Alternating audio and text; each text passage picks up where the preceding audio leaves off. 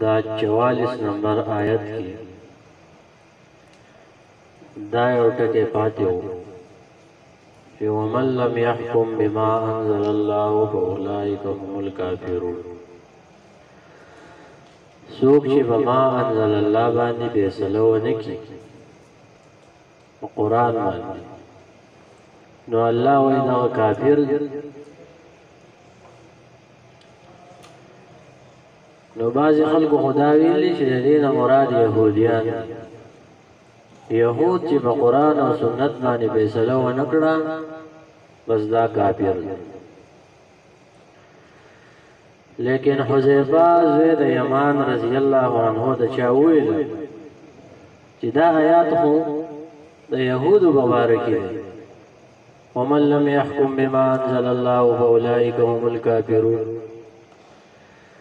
نو هغه ورته وویل دا یهود هم ستاسو ډېر ښه ورونه دي چې تریخ د هغوی دپاره دي او خواږه به زموږ دپاره دي او د الله باندې قسم دی چې تاسو به د یهودیانو پسې قدم په قدم باندې ځئ. د هغه مطلب دا دی چې دا آیات یوازې د یهودیانو سره خاص نه دی چې یهود په قرآن او سنت فیصله ونه کړي کافر وي، بلکې د حذیفه رضی الله عنه مقصد دا دی چې په دې امت کې یو سړی په قرآن او حدیث فیصله ونه کړي نو هغه هم کافر دی. سوال وکي پیدا شو، سوال دا دی چې په عمل باندې خو څوک نه کافر کېږي.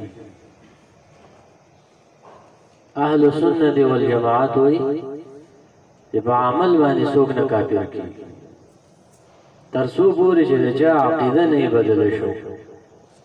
نو بیا د آیات څه مطلب دی؟ ومن لم يحكم بما انزل الله فاولئک هم الکافرون.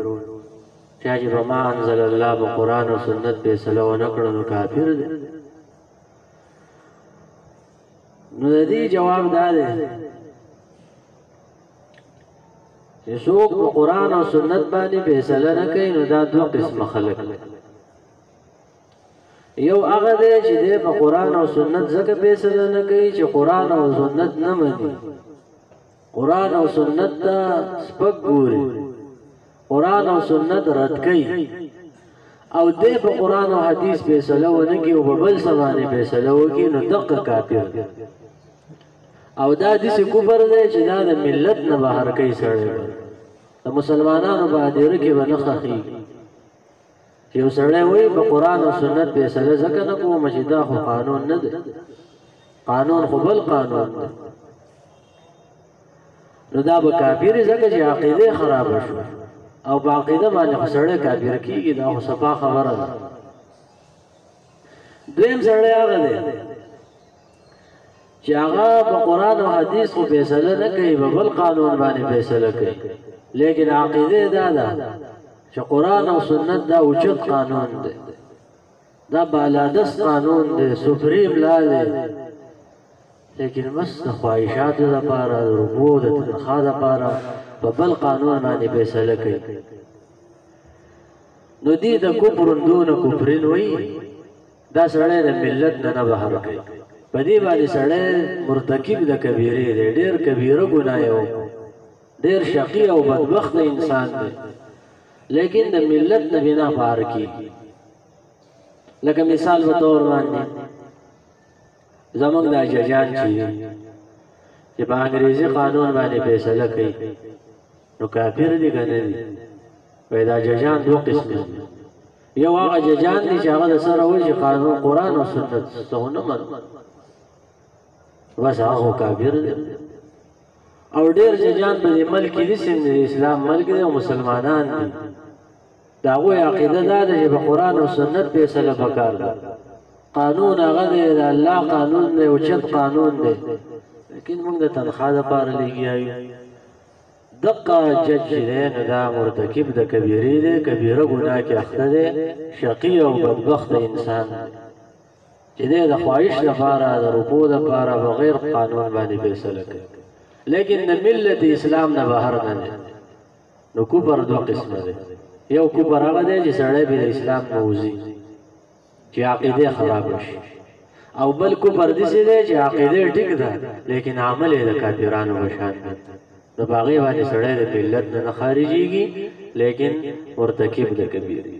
داسې مثال دی یو سړی قبر ته سجده وکړي نو کافر دی که نه دی؟ وایي هم کافر دی او هم کافر دی. یو سړی قبر ته سجده ځکه کوي چې عقیده یې دا وي چې دا چاته چې سجده کومه دا د غیبي قوت مالک دی، نو بس بیا خو کافر دی. او یو سړی راغی او قبر ته سجده وکړو مقصد یې دا دی چې الله د غیبي قوت مالک دی، الله لوی دی، لیکن هسې عزت یې کوم نو عقیده خو ټیک ده لیکن عمل یې د کافرانو دی، نو په دې باندې دی د ملت نه خارجېږي. مسلمان دی، ګناهګار دی، شقي او بدبخت دی، خو د ملت نه خارج دی.